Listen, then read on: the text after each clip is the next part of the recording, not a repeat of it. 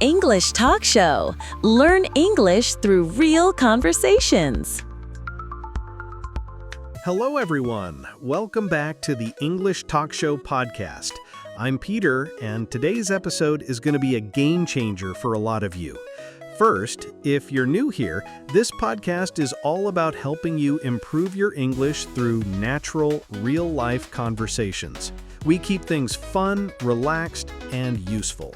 Whether you're walking, cooking, or lying on the couch, you're in the right place.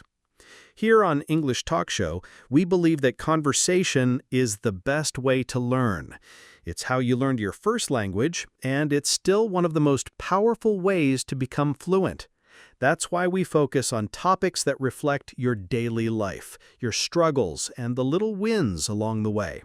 And hey, before we jump in, take a second to hit that subscribe button and leave a comment telling us where in the world you're listening from. I love sending shout-outs in the next episode. World Map. Today, I'm joined by someone who knows exactly what it's like to go from zero to fluent. She's been learning English for over 10 years, and her journey has been full of hilarious moments and inspiring breakthroughs.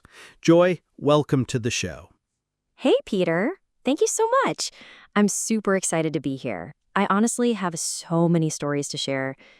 Learning English has been wild, frustrating, funny, but ultimately so rewarding.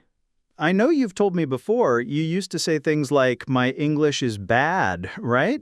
Oh my gosh, all the time. Every time I spoke to a native speaker, I would start by apologizing. Sorry, my English is bad, and then I'd freeze. Right? That phrase feels like a shield, but it's actually a trap. Exactly. It made me feel safe in the moment, but it made everything harder. People would treat me like I couldn't understand anything, and it became a habit. So what did you start saying instead? Now I say, I'm still learning English, so please bear with me. It's simple, respectful, and it tells people, hey, I'm working on this. And it changes the energy, right? Suddenly the other person becomes more supportive instead of judging. Yes, it sets the tone. People slow down, they smile, and sometimes they even say, your English is great. I love that. So if you're listening right now, think about the last time you said, "My English is bad." Time to throw that sentence in the trash. Please do. And while you're at it, let's talk about number 2. It's too difficult. I've said this a million times, especially with phrasal verbs. I mean, put up with, come across, get over. I was like, nope, too much. I totally get it. But when we say it's too difficult, our brain shuts the door before it even tries to walk through. Exactly. So now when I see something hard, I say, this is challenging, but I'm willing to figure it out. That mindset saved me. Boom. That's powerful. And it actually makes your brain go, okay, let's solve this puzzle. And the funny part, some of the things I once called too difficult are now my favorite parts of English, like idioms. I even teach them to my friends now. Amazing. That brings us to number 3. I'll try. Oh boy. This one sounds positive, but it's a sneaky little excuse. Totally. I used to say, I'll try to practice every day, and guess what? I never did. Try gave me permission to fail. Right? That word leaves too much room for maybe. So what do we say instead? Now I say, I will do my best. It's a promise to myself. Even if I don't have a perfect day, I gave it my best shot. Love it. When you commit like that, your actions change. Your brain goes, all right, let's make it happen. And you stop judging yourself so harshly. It's not about perfection, it's about progress. Speaking of progress, let's jump into number 4. It's impossible. Now that one, That's a dream killer. Yes. I used to look at native speakers having fast conversations and think, no way, I will never speak like that. Been there. I remember watching movies without subtitles and just crying inside. Same. But I realized when you say it's impossible, your brain just gives up. Like, why try? Exactly. So I started saying, this seems hard, but I'll look for a way to figure it out. That opened doors. And sometimes the solution is simple. Like, I couldn't pronounce through correctly for months. I just avoided the word altogether. What did you do?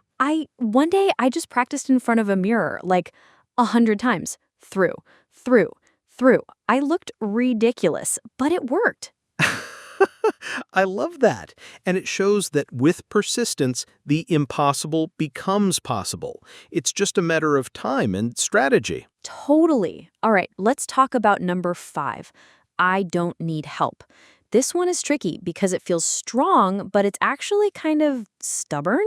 Yep, I used to think if I need help, it means I'm not smart enough.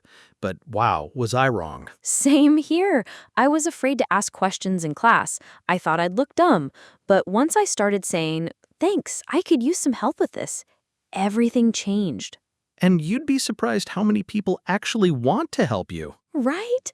I joined an online group and made friends just because I asked for help with an essay. Now we practice together every week. That's amazing.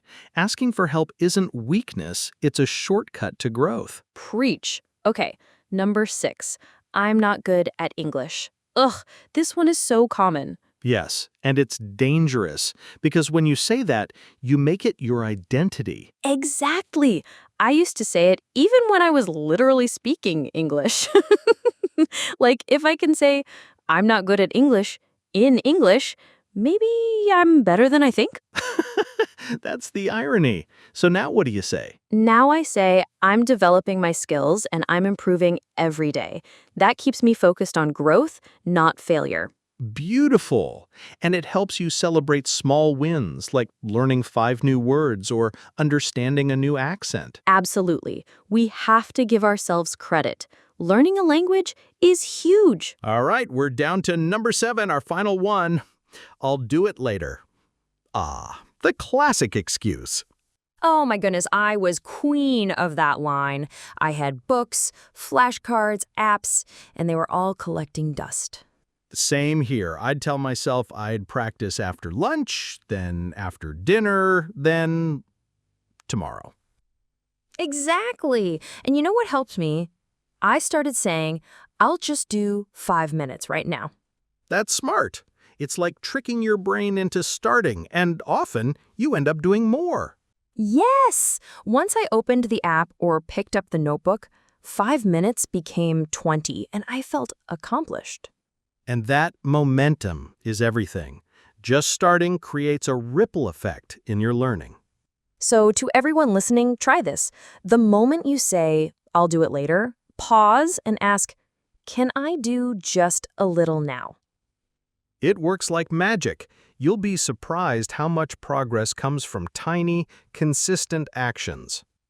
All right, Speaker 1, we've been through all 7 phrases. Should we do a quick recap? Let's do it. So, avoid saying, my English is bad.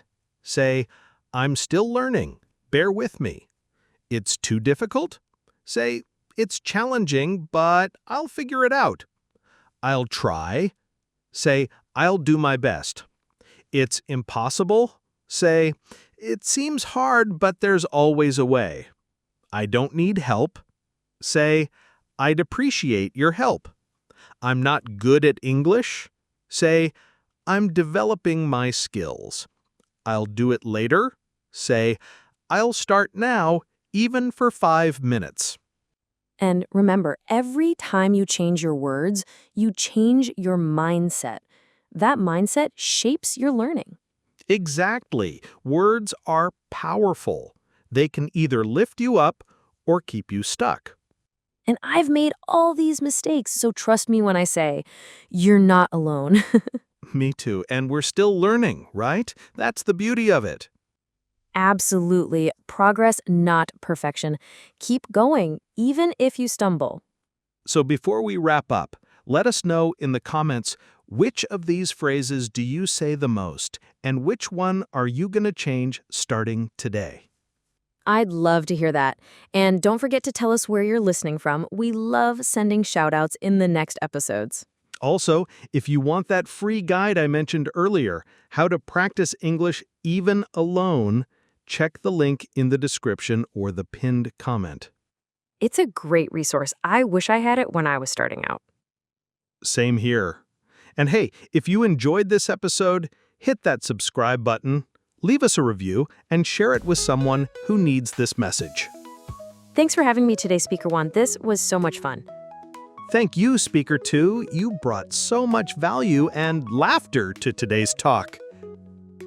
Always happy to help. Keep learning, everyone. You're doing better than you think. Until next time, stay motivated, keep speaking, and remember, you're capable of amazing progress. Bye for now!